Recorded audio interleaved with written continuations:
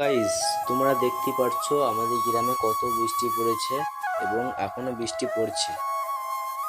দেখো তোমরা, মানুষের যাওয়া আসা করতে বিরাট অসুবিধা হচ্ছে, একবারে বান করে দিয়েছে। দেখো তোমরা, এদিকে দোকানটা দেখো তোমরা কি অবস্থা করে দিয়েছে বৃষ্টিতে। একদিনের বৃষ্টি দেখো তোমরা, বাচ্চা বাচ্চা ছেলেরা তো মনে করছে দীঘা, এটা খেলছে ওরা। দেখো ওইদিকে দেখো, এদিকে দেখো, একবারে নদী করে দিয়েছে।